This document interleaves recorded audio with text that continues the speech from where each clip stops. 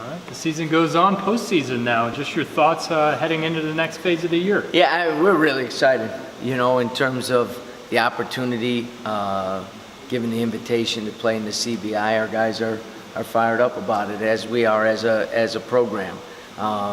Great opportunity to keep playing. It's been a tournament that you look through the past few years from teams that have started to make a name for themselves, like a Loyola in Nevada, teams that were younger and wanted to continue to play and get better, like a Purdue and Pittsburgh and Texas and VCU. You look at the success that some of those teams have had in the 4 or 5 years following playing in this tournament. If we could copy that, it would be fantastic. But great opportunity for our guys to continue to play, and to keep getting better, which is the most important thing for us right now. And our guys have been really, really good, and I think everybody's excited about it. Also getting to play at home, how big is that? You thought you were done at home? Yeah, playing again. It's fantastic, and a lot of credit goes to obviously our athletic director and Michael Kelly and his staff have done a great job of putting us in a position to be able to host this event. And it speaks volumes for, again, as I always say, for us to get to where we want to get to, everybody has to be on board, moving in the same direction with the same vision. And this is a clear evidence that the people around our program have the same vision that we do, and understand the importance of the opportunity to play in the postseason and to go through this experience that we hope will not only help us do some great things this year, but help us down the road as well. What do you see out of Stony Brook? They've won a lot of games. They have a lot of good players. 24-8. They're good, and they early. You got to look at sometimes in the early part of their schedule. Beat South Carolina at South Carolina. Beat GW. Norfolk State, who's an NCAA tournament team, beat them twice.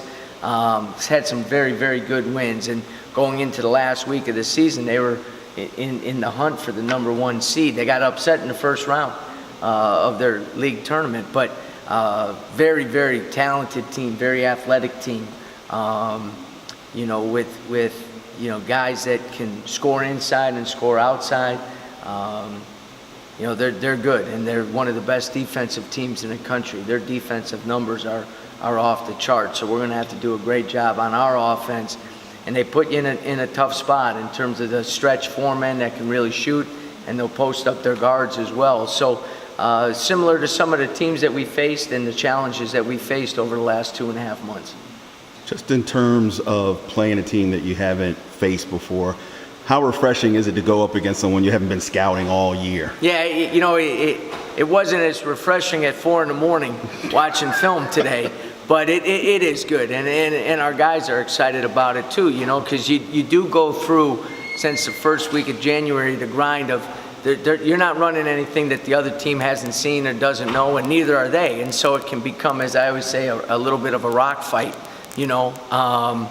So, that's what the postseason is all about. You have 2 days to get ready. Our guys have done a great job all year long in terms of their preparation, which I think is a step in the maturity of a program. And now it will be tested. And then what ends up happening is they're going to be able to do some stuff we're not expecting. And now you have to, kind of grind down on your core principles defensively. And I think our guys have done a good job throughout the year of doing that. After watching them last night and maybe this morning, what kind of challenges does, let's just say number 14 and number 15 and number 4 present? Yeah. Like I said, they're talented offensively. They really are. With Cornish at the point, he's their senior leader, and he does a great job of pushing the ball and getting everybody involved.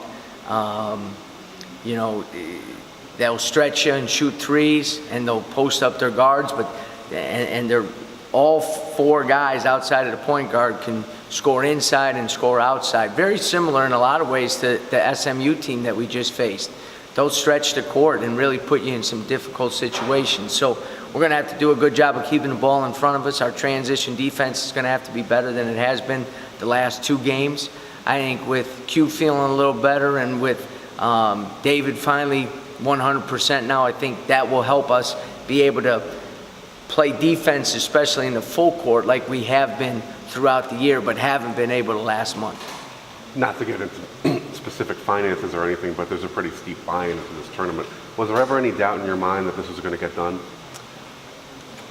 No, not after our conversations. And, you know, again, it's whenever, like with us and with the WNIT, those tournaments are run by private entities. So you have to, in order to get a bye game or to get a home game, you have to, you know, put money into their tournament, and that's just part of doing business. And again, what it clearly shows is the commitment level by our administration. You know, there's no doubt about that. And I think as the head coach, that means a lot to me, and I know it means a lot to our guys as well, not only to play in this tournament, but to have the opportunity to play at home.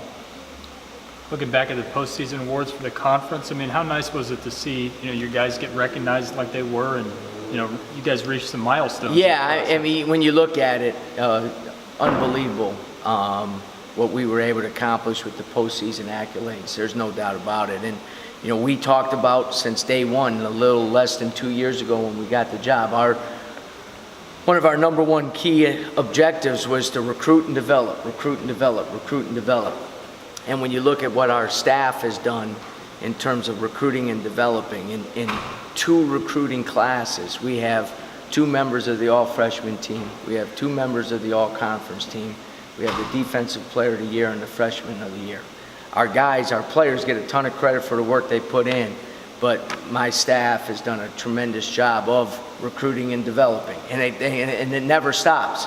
You got to keep developing and you got to keep recruiting, and those guys have done a heck of a job in 2 years. Speaking of 2 years ago, this program was in pretty bad shape. There's a chance that maybe it wouldn't be postseason eligible for a while, considering everything that happened. It's like you kind of look back and think, wow, look at how far we've come. Yeah, you know, sometimes you do have to take a step back to 2 Aprils ago and think back of where we were at, you know what I mean, and the progress that we've made. And I think it's important to recognize that, but also to recognize that we're not nearly where we want to be and where we're going to get to. I mentioned my staff, I mentioned our players. I mean, those 2 are the driving forces in that. There's no question about that.